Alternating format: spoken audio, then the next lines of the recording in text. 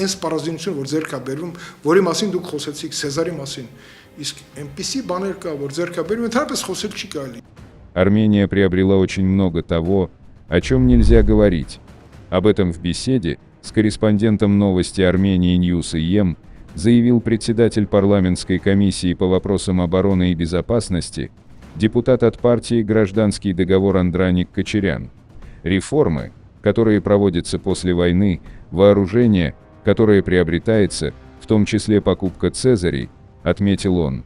Отвечая на критику руководителя структуры «Искусство выживания» Вовы Вартанова, парламентарий заверил, что и вторая, и третья линия обороны строятся.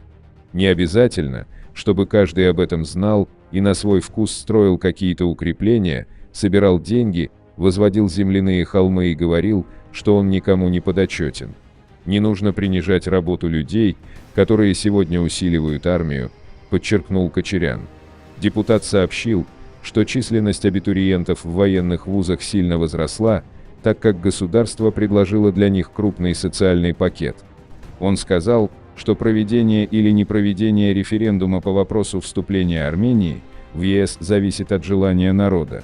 Если такого желания не будет, то мы продолжим диверсифицированную сбалансированную политику, чтобы удержать хрупкий мир и попытаться развить его.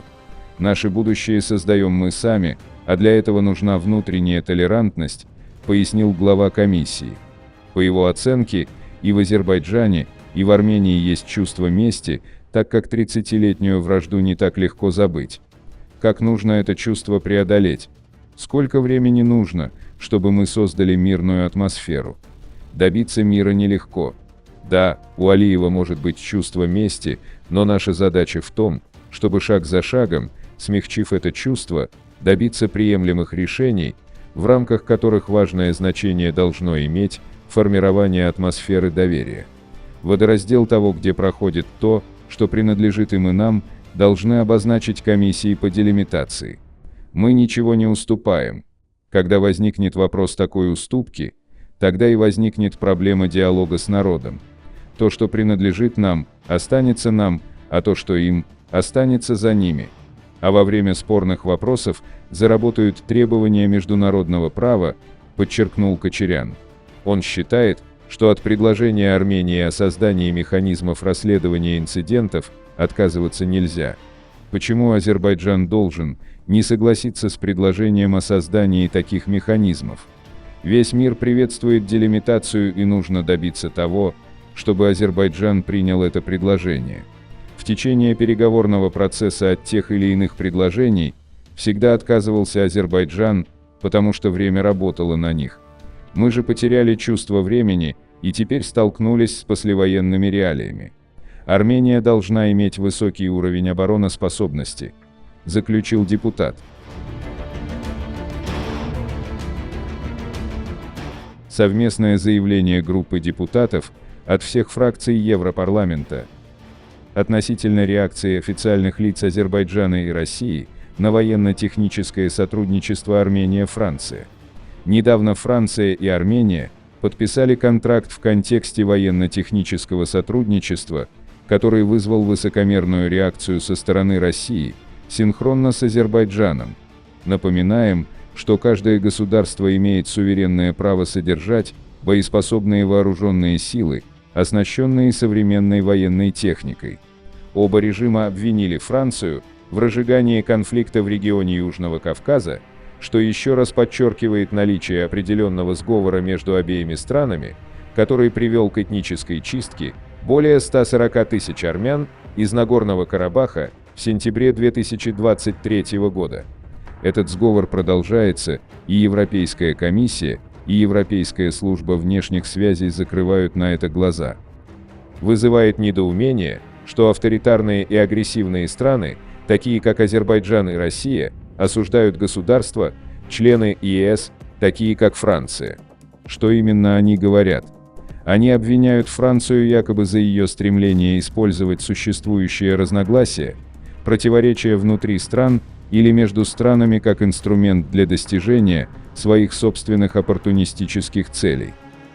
Это никоим образом не может быть приемлемо для Европейского Союза и настало время ввести санкции против диктаторского режима Алиева за его деструктивные действия, подрывающие региональный мир и безопасность, а также нарушение прав человека. Мы решительно осуждаем официальные заявления Баку и Москвы и призываем Комиссию и Европейскую службу внешних связей немедленно отреагировать.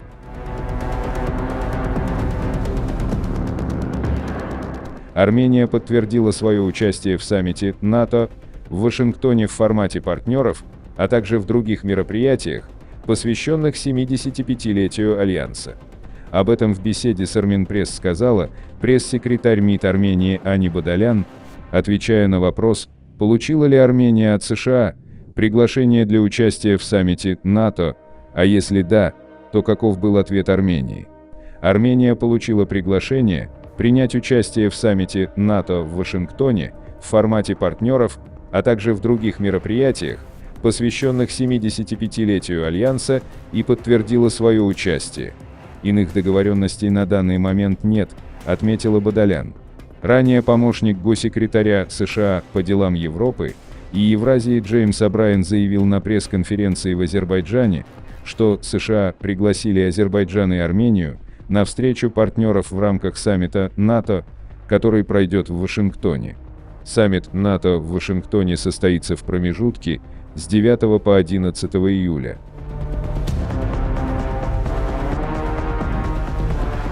Бейдулла Манаф со ссылкой на свои источники сообщает, что Россия руками Роберта Кочаряна и его людей продолжает обрабатывать беженцев из Арцаха, убеждая их официально обратиться к руководству России с просьбой создать условия для безопасного возвращения в Арцах. В настоящее время список тех, кто согласился, составляет примерно от 2000 до 2500 человек и продолжает расти. Это в основном армяне с двойным гражданством. Цели Москвы и Баку по-прежнему совпадают. Путину нужно основание для сохранения или возобновления присутствия миротворцев в Арцахе. Алиеву нужно предотвратить вынесение в Международном суде обвинительного приговора по делу об этнических чистках, и им в достижении этих целей помогает армянская оппозиция. По скриптум.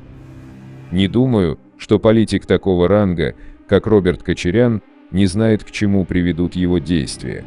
Довольно очень много вопросов к нему. А по поводу Манафова, то скажу, что 99% его политических прогнозов сбиваются, да и очень грамотный человек. Подписывайтесь на наш канал и пишите ваше мнение в комментариях.